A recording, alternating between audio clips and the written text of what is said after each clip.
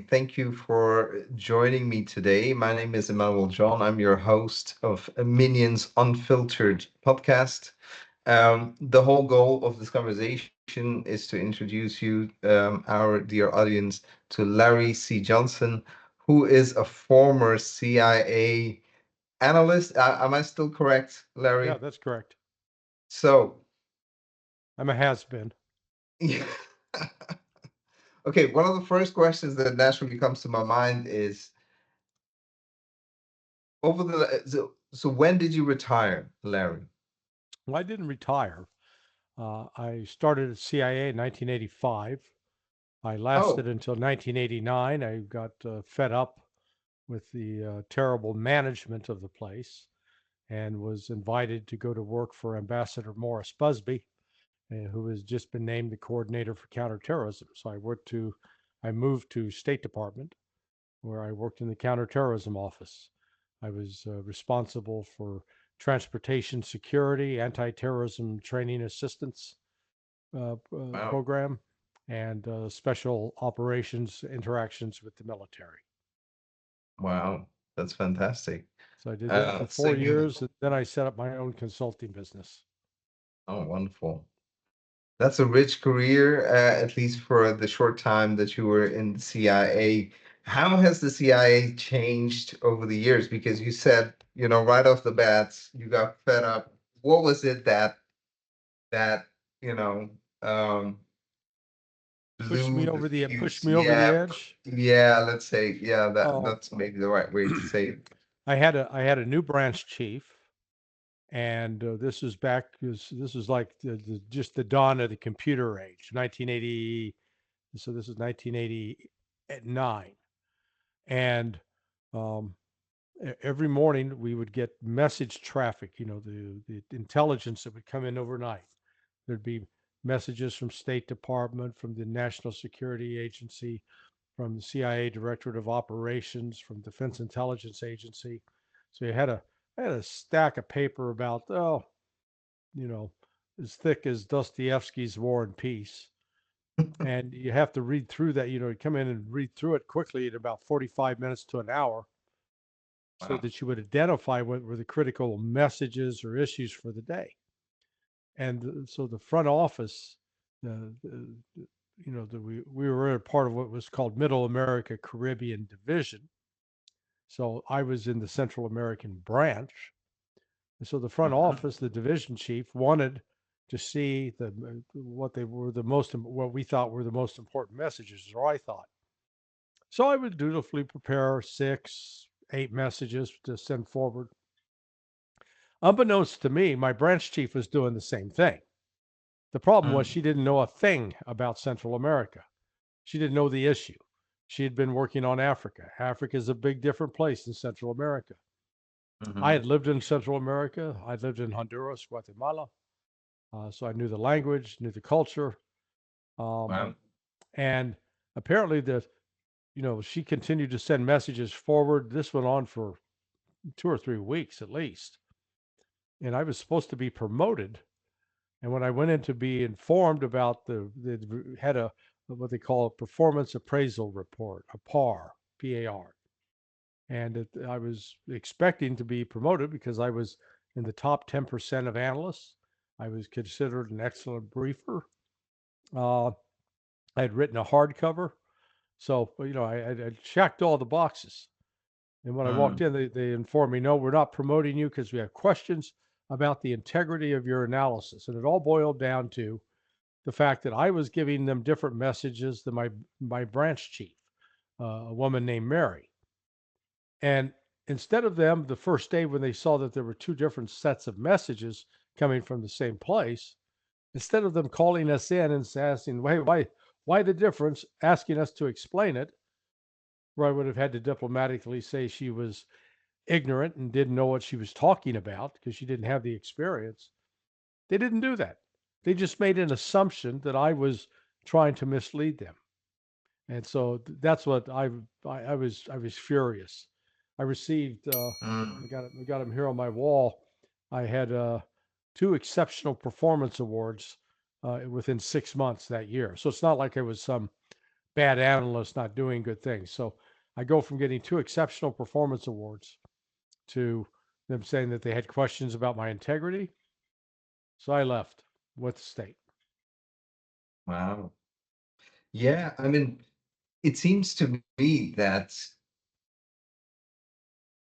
see that you were in the Central American desk and she's from the African desk. So, of course, it seems to me that even with all these different branches that you have, they still go in there with so many errors in judgment. I don't understand how that works because they'll say, I'll take Iraq for an example, right? So they told us that they have weapons of mass destruction. I thought, okay, we all believed it. You know, I was far younger. I'm 40 years old now. This was Yeah, now 2003. you mean Iraq, correct? Yes, Iraq. Yes, yes. So in Iraq, they told us, and we were sold by it because, you know, back then I didn't know any better. I was watching more CNN and BBC early in the morning, and you were sold this, okay, we got the whole weapons of mass destruction. And then you would think that, okay, they must have a whole desk of analysts indeed doing this kind of work. But then you go in, and it's a whole, you know, crock, crock of shit. Yeah. After all, I mean, how does that happen? It seems to me that and they continue to make these mistakes. How is that possible? That's one of the Well, most baffling things for me in America. when politics get involved and people want to be relevant to the White House, so the power in Washington resides at the White House, Uh-huh. and you you want to give them what they want to hear, at least on the operations side of the house, the one that goes out and recruits spies, and it's very easy once you get to understand what the policy position is of the White House. There's an intense pressure brought to bear on analysts to conform, to go along with what the policy is, instead of being an outlier and telling them, hey, this is the dangers or the risks with your policy, or this is what's wrong with the policy. So it's just it's a very the system's only gotten worse, is my understanding. Wow. Is that one of the main reasons? Is it because you know people are very quick to blame the deep states. You know, they're very critical of the FBI, CIA, very critical of NSA and all these letter agencies, Right, right, right? with good reason. But with good reason. Yeah, But I'm the kind who believes that there are a lot of people who probably do a lot of great work like yourself. But then, yeah, yeah. I mean, there's. I'm not suggesting that everybody that works at the agency still is a sellout or an incompetent, but it is a big bureaucracy, and like all big bureaucracies, tends to behave in a certain way that doesn't welcome and embrace excellence, doesn't reward innovation, tends to reward conformity, tends to promote people that don't create a problem. Um, so, I give you a classic example. When we were first learning to do word processing on computers, um, I already knew how to do it. Um, and we got into the class. So I was in this class with all my managers too. My branch chief, the division chief, and I got bored with the class, so I started doing something else, and then something came up, and it looked like I didn't know what I was doing, and so about a week later, I got a midterm evaluation, and my branch chief marked me way down on computer skills. Then it was like 3-4 days later, I come in and he's frantic, and I go, "What's wrong, Brian?" Oh, I've lost this document. I'd worked on it and all. And I said, here's how you find it. And I went over and showed him how to find it. All of a sudden, I was a genius again. Okay. Yeah. just for Yeah. opening it. Yeah. Just I get it. I get it. Yeah, so Oh, wow. there was no what I'd call actually objective, fair evaluation. It was always it dealt much more with perceptions.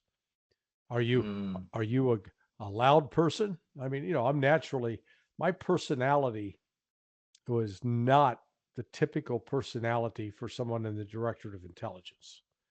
Just yeah. the opposite. My personality type was more likely to be on the Directorate of Operations, out recruiting people, because your typical analyst, uh, you know, like in the after the morning meeting, if you're on the Directorate of Intelligence side, they used to have the split. So the analysts were on one side, and the operators on the other. The typical analyst, then let's call it male analyst, very sort of quiet, reserved, owlish almost. Uh, they'd go down to the bathroom with their toothbrush and floss. They would brush and floss their teeth at work. If they had to pee, for example, instead of standing at a urinal where other men could see you, they go into a stall. I mean, and then in contrast, you go over to the operations side. They didn't know what a toothbrush was, and they'd be at their urinal chatting and talking to each other. So it sounds a little crude, but it was just a definite personality difference. So Okay. because I had a tendency to be loud and boisterous, I scared some of them. And yes, fear drives irrational decisions Yeah, sometimes. And, yeah. well, it happens a lot. Um, and did you ever get to work? So you were mostly on the Central American desk. So did that mean you were working more with countries like Honduras and Cuba, or that was not part of your? No, well, I started off as the Honduran analyst, and Okay. then I became the senior. I was the senior regional analyst for Central America. So Oh, I had wow. oversight on, you know, Costa Rica, Nicaragua, Panama, Honduras, Guatemala, all of And them. were you, and So were you just watching for dictatorships, yeah, or were you watching more for the narcos? What kind of yeah, no, like analytics well, were you looking at that time? so with respect to Honduras, my first, I started working that account in September of '86, I was and 1 year old. the Okay. issue, yeah, you weren't even born yet, were you? I was 1 year old. Yeah, one In year old. Okay, 86, I was yeah. one. Yeah. So Honduras was a critical part of U.S. foreign policy because of the war against Nicaragua, Right. and Honduras it was served basically as like an aircraft carrier. They had contra bases, and supplies went through there. Um, so it was important to know, was Honduras going to continue supporting the Contras? Were there people trying to create problems to undermine support for the Contras? What was the political situation in Honduras? There were constant rumors of coups. What one military class would be trying to oust the other, Okay. their senior military class. There was, back then they call them like the fourth promotion, the fifth promotion. So, it would, it varied. I just you monitor the account. Is there anything going on in here that's going to disrupt the foreign policy priority of the United States to supply weapons training to the Contras? Wow. And did you see a lot of operations, or was that more because you're in the intelligence directorate, right? So Well, do you so get to know what kind of operations do you do, or is it all heavily segmented, let's say? well, no, well, it had been segmented, but and separated. But the first year I was there was in something called the career trainee program, which meant we were exposed to all parts of the agency. So I worked on the Afghanistan task force, the directorate of operations, uh, Wow. running running covert actions, which is basically propaganda, propaganda operations. That was to support. We're trying to drive the Soviets out of Afghanistan back then. That was the priority. And then I did Okay. then I did another, it's called an internship. It was about 6 week, 6 to 8 week of work on the Central American Task Force, the operations side, because then later I was going to go be the analyst on this. So I got to see the operations side of it as well, and Wow. what we were doing. So I had a little bit of both. And so you've dealt with the Afghanistan desk. Now, this is where it becomes more interesting, of course, is you've had to deal with analyzing the Russians, the Soviets, let's Yeah, say yeah. back Well, then. for example, we got a document in Spanish um, that a defector provided that was the Soviets, because they're still Soviets back then. They were Hmm. they were providing assistance to Nicaragua to defeat surface-to-air missiles, shoulder-fired surface-to-air missiles that were being used against helicopters, based upon their experience in Afghanistan. So, yeah, you had to be aware of and deal with Russian activity. And how do you think, okay, the Soviets collapsed. It was inevitable I'm not when you go back in time, it wasn't my time. I was far too young when that happened. When you read about it and when you go deeper into it, it was just about a matter of time because you have this extremely large um, union of sorts, communist states, and just spending and militarizing for decades. Yeah. And it seems to me there is a mirror image of that thing in the European Union today. I see a lot of that in its early phases. Do you see something like that happening in Europe? Do you as an Yeah, American? yeah. It's a little different, but I think back, uh, the fall of the Soviet Union, as far as I was concerned at the time, I didn't pay much attention to it. It wasn't. I Yeah. didn't. I was too preoccupied with the job I was doing in the counterterrorism shop, and this had little to do with terrorism, so I didn't pay attention to it or think through the implications then. Um, so um, Europe, um, I think Europe faces um, a slow collapse. Let me put it that way. Um, Yeah. France, England, and Germany, those three have the biggest trouble ahead because Yeah. their electorate is split. There is no consensus majority candidate, so No. they'll tear themselves apart. It's really sad because I live in Belgium, so it's very close to me in Germany. It's very close to me in France, and I mean, they have so much history, such beautiful churches. They have such a rich culture if you look at the positive side of things, right? And Europe, I've been here 25 years, and there's a lot that works. You could say, yeah, we agree to have free healthcare, socialist. It's expensive. Sure, we pay a lot of taxes. We got a lot of things that, the liberal media definitely paints a rosy picture of, right, Yeah, universal healthcare and all these different topics. But then they compare themselves to the Russian GDP, for example, and the whole discussion lately is that okay, Russia is collapsing. They've been saying that for the last 3.5 years. Russia is running out of weapons and missiles. I mean, they were running this on.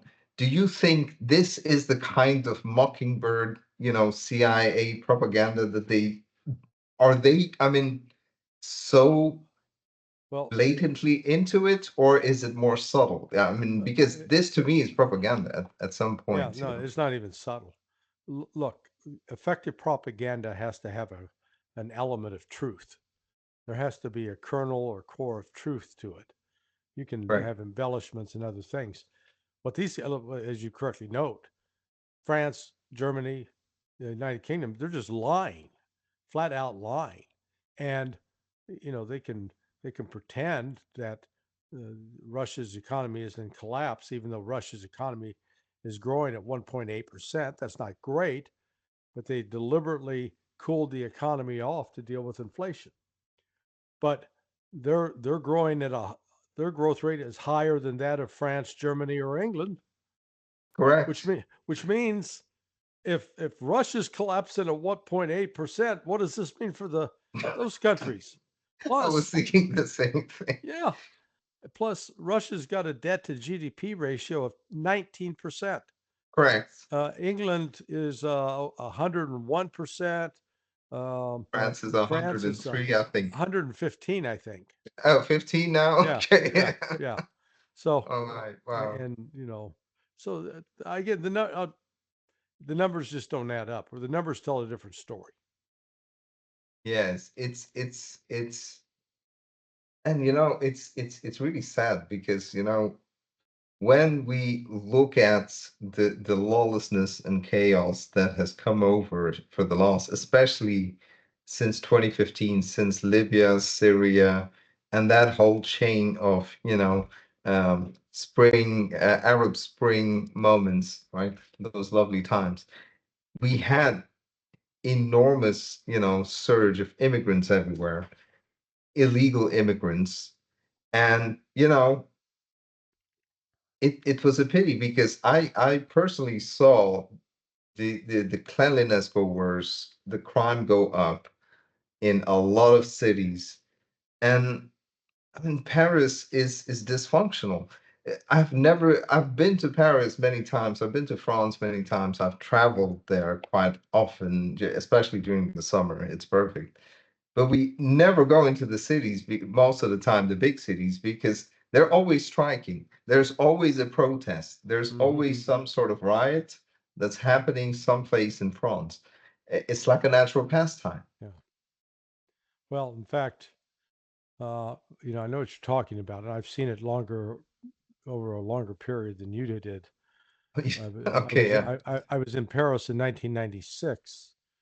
I had left State Department. I was had my consulting business, and the State Department office called me up and said, "Hey, would you be willing to go on a speaking tour in Germany and France?" And I said, "Sure." So paid my way, and I got to go do a briefing on terrorism. Um, I did it in Germany and like in Braunschweig, Berlin, Bonn, Wow. Frankfurt.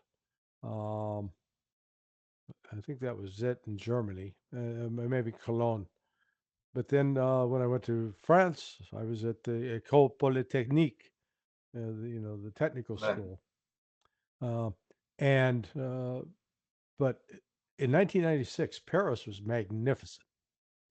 It was Wow, yeah. it was clean, and no mayhem, no madness. I had to go back 10 years later with my wife, and she'd been with me in '96 as well, and she was just shocked, horrified, because the North African immigrants had taken over a lot of the streets. Trash was everywhere, and from what I've heard, it hasn't gotten much better. There's certain areas that are okay, but the overall, it's just you come away with it. It's too dirty.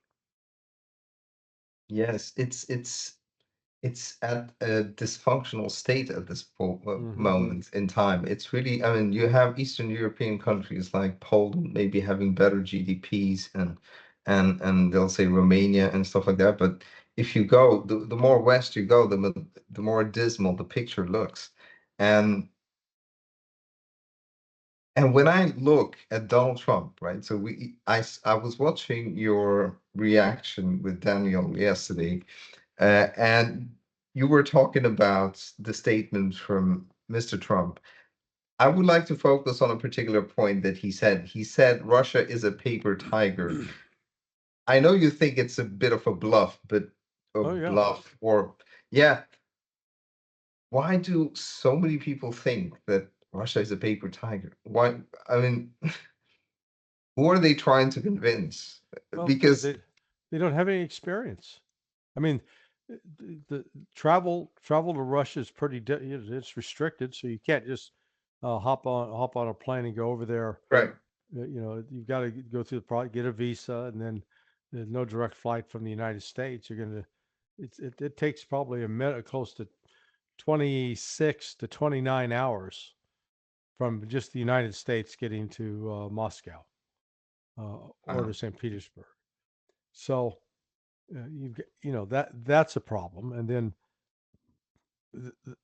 they're educated. A lot of the education about Russia is provided by people who've left who were disgruntled for a variety of reasons.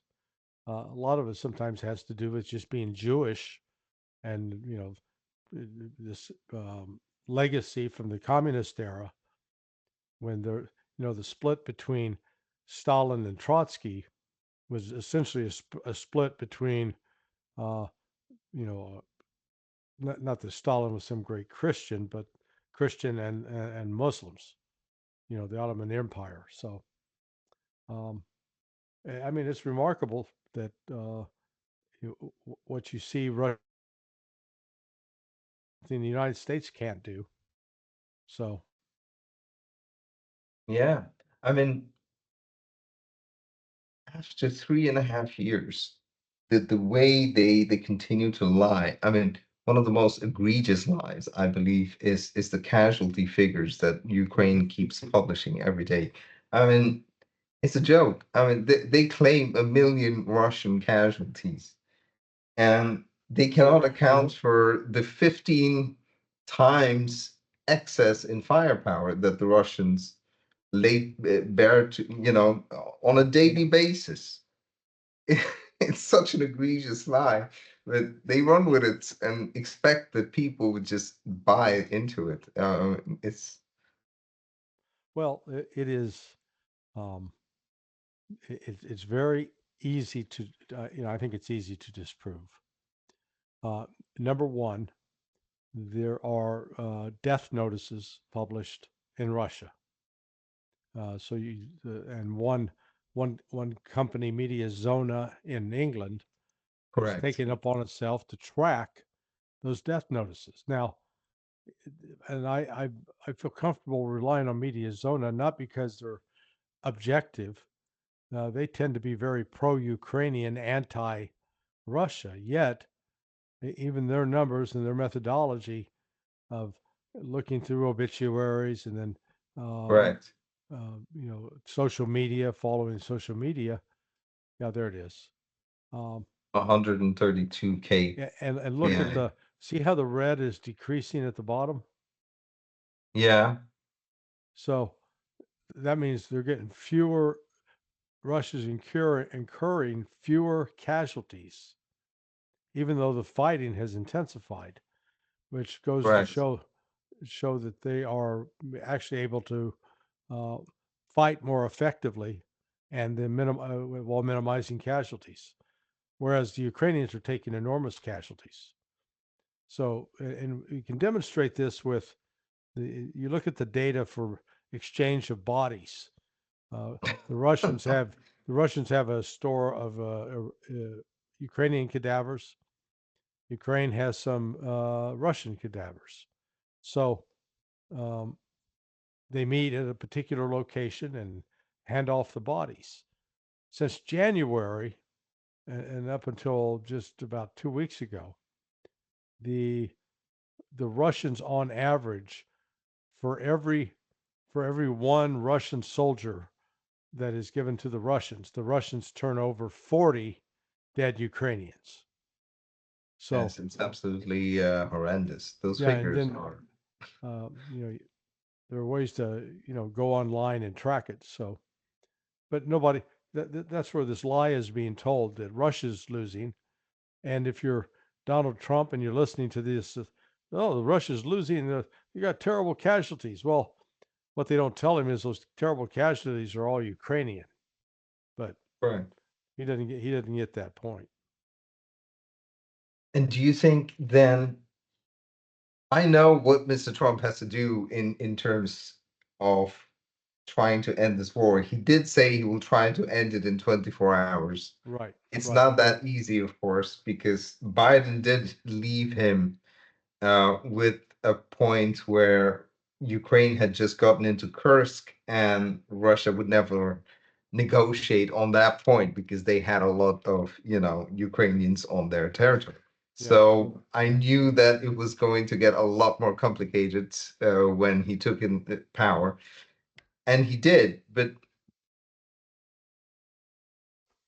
is it difficult for him to just, push it all the way down, say, okay, we are cutting off Ukraine and you can continue to fight, but we're out. Like, end Starlink, take out all the intelligence that you provide. Is that ever possible, or do you think there's just too many forces against him to stop that from happening? Well, You no, know? actually, if you watch what Trump said on Tuesday, he essentially washed his hands of Ukraine. He basically said Russia's losing, Ukraine's winning, Russia's economy is going to collapse. So hey, Europe, it's all yours. You can give Ukraine as many weapons as you buy from us. You didn't hear him say, "Oh, we're going to give Ukraine more weapons." Oh, we're going to give Ukraine money. Nope, didn't say that. Just said, "Hey, if you want to buy some stuff, we'll sell it to you." Well, the only problem with that is U.S. is having trouble making some of the stuff, like air defense systems, Right. Patriot batteries, and missiles. A little pricey, and we don't have an industrial capability now to actually churn those out in large numbers. We're making Lockheed Martin is making a grand total of 550 to 600 Patriot missiles a year, not a week, Yeah. not a month, a year. And when you realize that you fire at a minimum, you'll fire 2 Patriot missiles against an incoming threat, be it a missile or a drone. Last week, there was a day that that Russia fired 800 missiles and drones in one day. Right. Well, just do the math. That means 1,600 Patriot missiles. So we're talking in one day alone, Ukraine theoretically could have shot off All of its missiles. 3.5 years of production from Lockheed Martin. And then what happens the next day when Russia does it again, only this time with 700? At some point, you completely exhaust the capability of Ukraine to defend itself. So It's a very expensive war, and yeah, yes, I see. I mean, I will give an example, right? So they have rearmed Europe, and they bought in. I will show you the. It was the case of the Dutch Leopard purchase, and they just ordered, I think, 46 Leopard 2A8 main battle tanks, and they paid $1 billion for it. And I well, said, "Oh my and goodness!" when will the tanks be delivered? Are they even built yet? Deliveries, well, in 28 and FOC by 2030. So yeah. And I So said to myself, they "You're still going got to to go build them. broke. Yeah. They're going to go broke. I mean, at this rate, because you're essentially saying I'm going to spend 25 million a piece for something that would probably be destroyed by a fiber optic drone about 40 kilometers from a front line. Yeah. I mean, And that's and and, literally and at an expense of maybe $1,000. Yeah. so. Just crazy. I I personally believe that NATO obsession will with Russia will bankrupt them, and I think they really need to. Um, I really need. I really think they need to get out of their bubble and really negotiate an end to this war, because I don't see how they're going to dig themselves out of this hole. I mean, a Yeah, trillion euros that they don't have that they want to spend in the next couple of years. It's insane. they forgot the first rule of crisis management. When you're in a hole, stop digging. You It's know. true. Yeah. It's true. And I think um, it's really a strange time when you have, and that's the big issue that I have with Europe, is that you have 27 or 30 countries that they all have to sing in uniformity, and they go after Poland and Hungary for all these different things for absolutely no reason. If Well, they had, I mean, I was just gonna say they're losing, and they see the defeat of Ukraine coming, and they're desperate. They're trying to figure a way to save themselves, and they can't. And the thought of Russia winning is just making him crazy. So that's why you're seeing this spate of claims that Russia's launching drones or that Russia's violating airspace. And yet, with all the threats that and belligerent comments that are being made by the French, Germans, Brits, when it comes time to actually do something to challenge Russia directly, they back off. They're going to back down. they can't. I mean, I don't see how NATO countries, yes, I see the United States being extremely powerful, capable of deterring Russia, and I hope to God they never go to war, right? So we Yeah. don't want that. And what we also don't want is after two giant world wars that required an entire globe to fight all over the place, and we still haven't learned a thing, and we would go back to fighting another world war started in Europe. I mean, that's the Somebody, thing that somebody's making money off these wars. That's where we need to look. Who profits? And in fact, there's so many profiting. I mean, we've set up an economy here in the United States that's dependent upon the defense industry continuing to grow larger and larger. it's it's uh it's sad, but that's the truth. And during my bachelor years, I did do a thesis, and it was about U.S. government lobbying and how they did it, especially Yeah. for the B-2 bomber.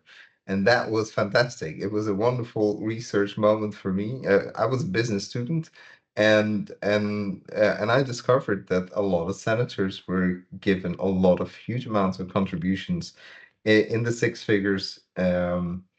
Over the campaigning season for the B-2 bomber. Well, It's a beautiful plane. yeah, I lived when I lived in Bethesda, Maryland. Oh, Lived there that's where for they're based. I lived there for 40 years. Um, my next door neighbor was the largest defense lobbyist in town.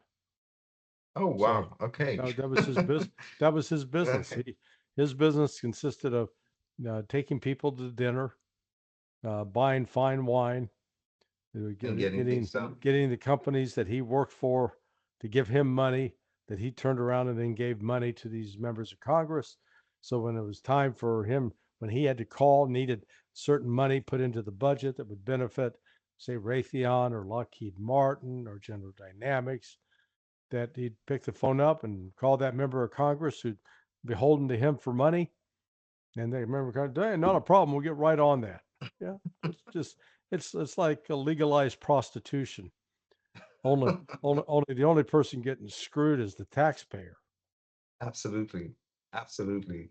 And it's amazing how much money they waste. It's I was recently in India during my summer holidays.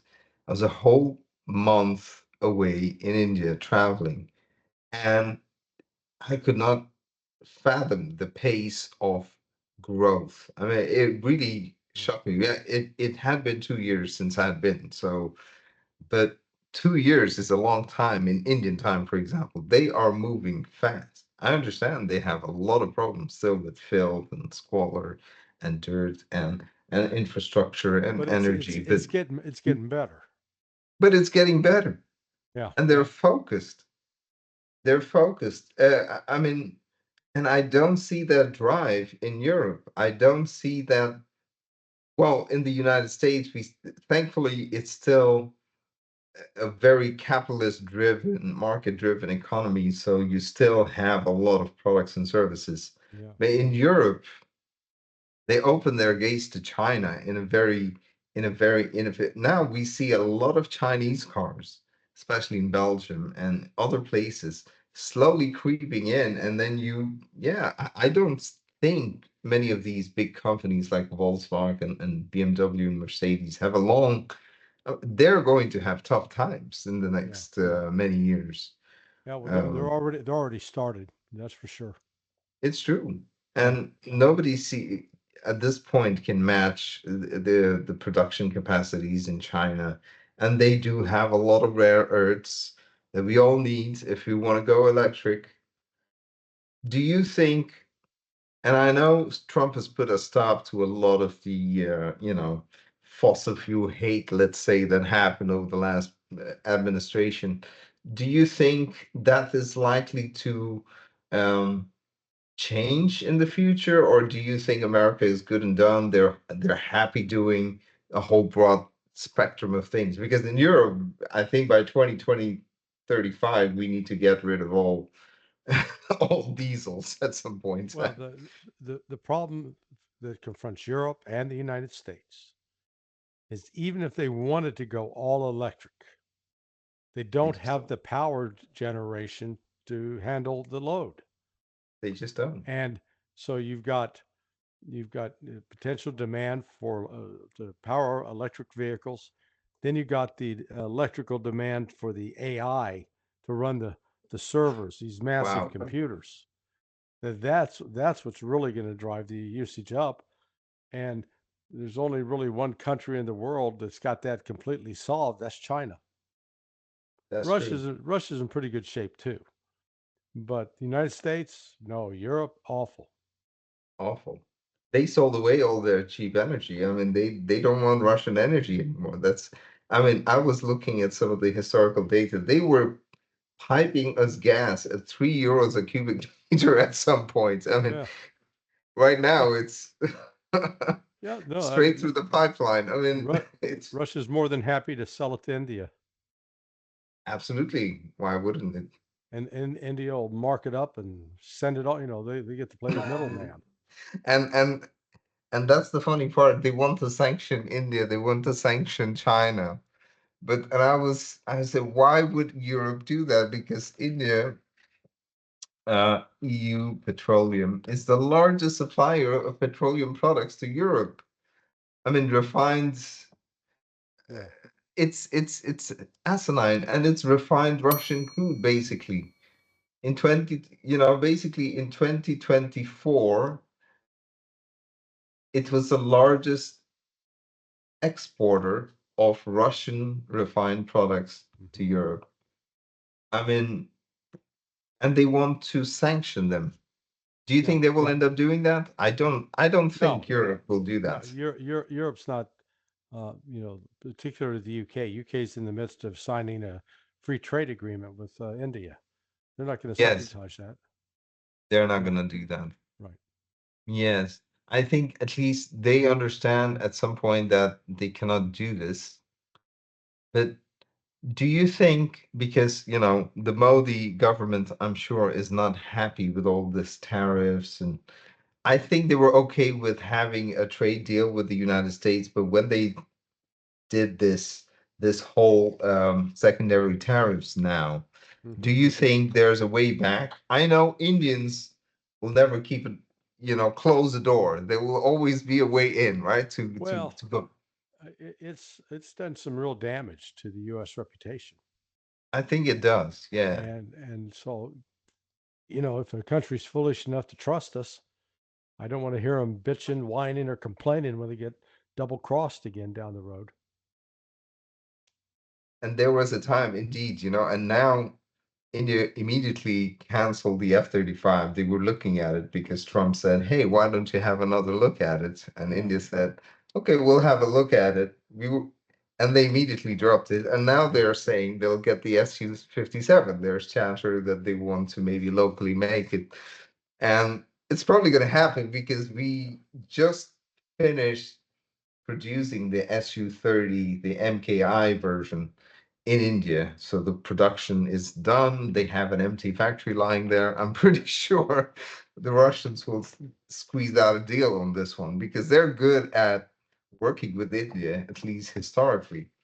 And so, Yeah. do you think long term India and the United States are going to be getting hotter when it comes to looking into each other, considering because India still remains quite neutral, quite peaceful. Do you think America at some point will want to mess with India in that way?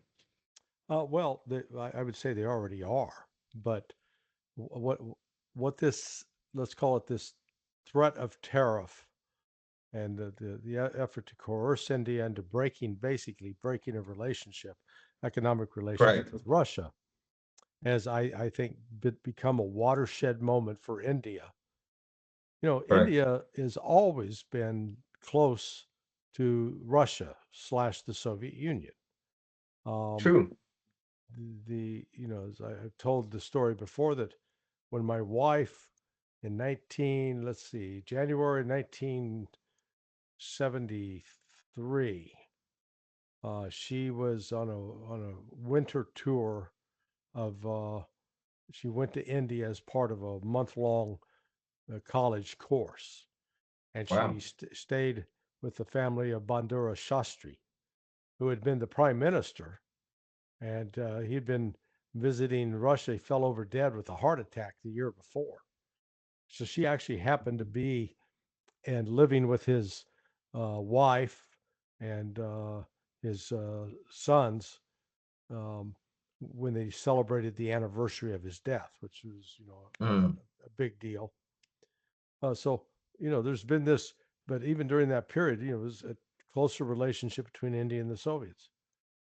Uh, I think over until this latest dust up with Trump over the last 15 years, there's been a U.S. effort to cultivate, seduce India into becoming more of a, if you will, more pro-U.S. correct. To move away. And I think there was at least a business class in India willing to entertain that Yeah. until the sanctions, the 100% sanctions, and trying to coerce, no more oil from Russia. That I think that tipped it, and now all of a sudden India is an enthusiastic member of BRICS. We'll put it that way. Correct.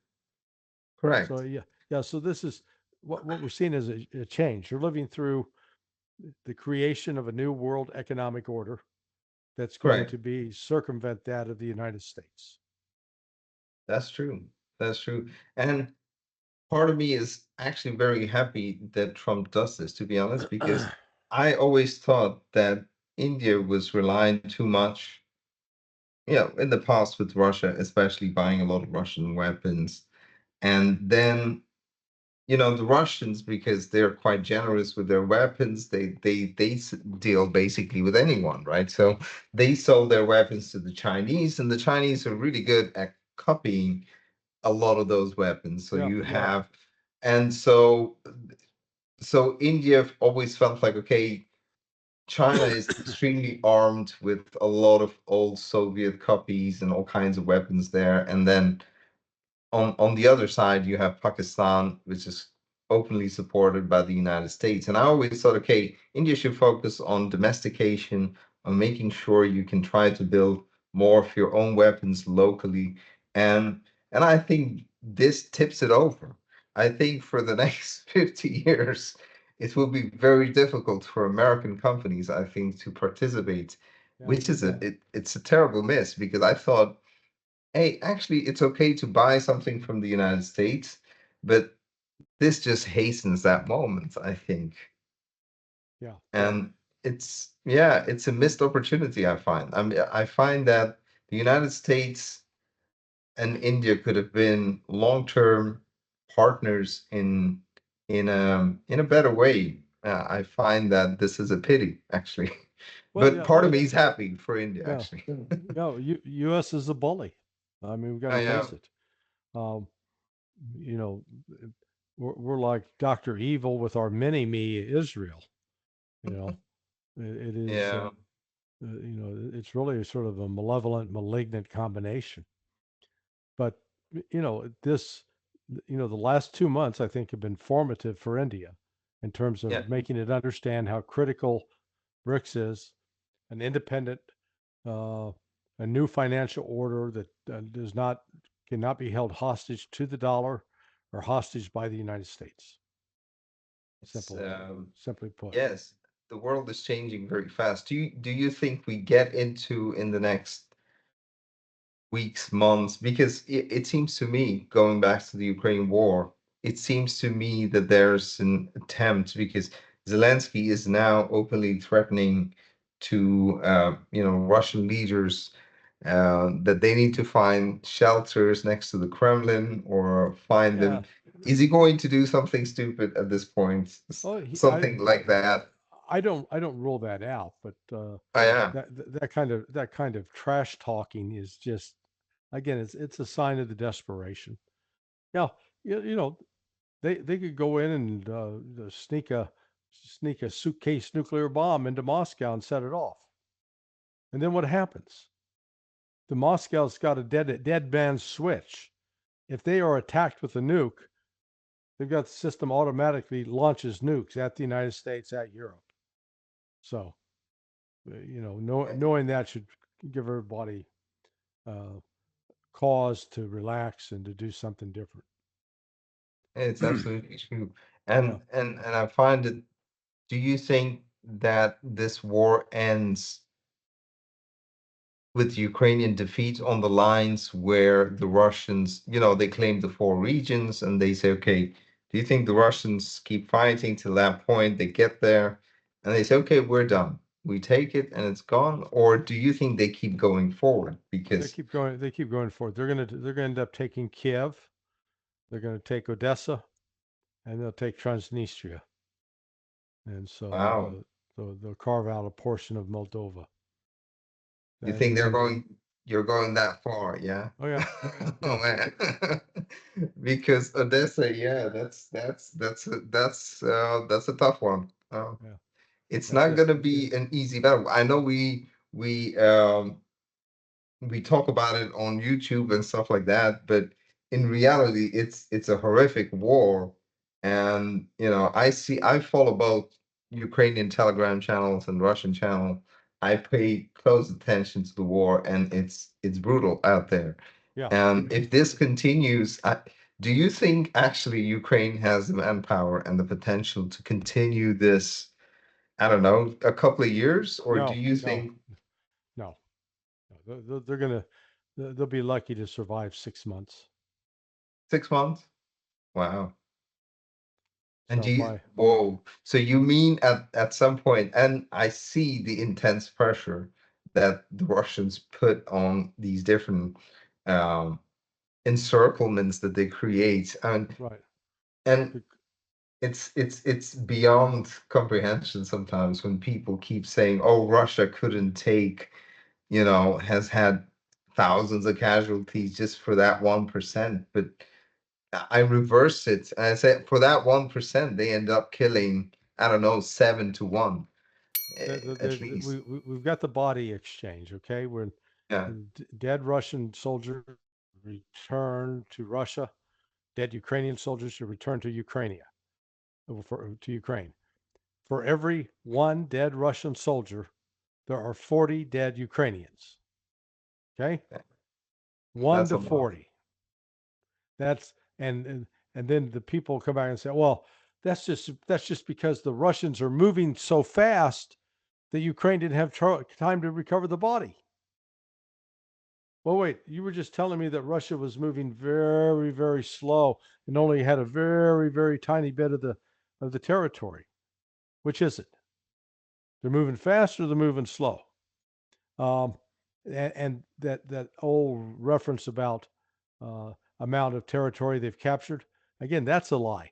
They take all of Ukraine, including the chunk that's to the west of the Dnieper River, and they count that. No, no. Count the area that's east of the Dnieper River what percentage of that does Russia hold, and what percent, and you find that the percentage that it controls of that has been steadily going up. Correct. And they have taken, well, it was never about territory. That was always a third part of the whole strategic objective. It was always to first, demolish the enemy where they see them. That was Yeah, that was their whole strategy. demilitarize and denazify. That's what they said.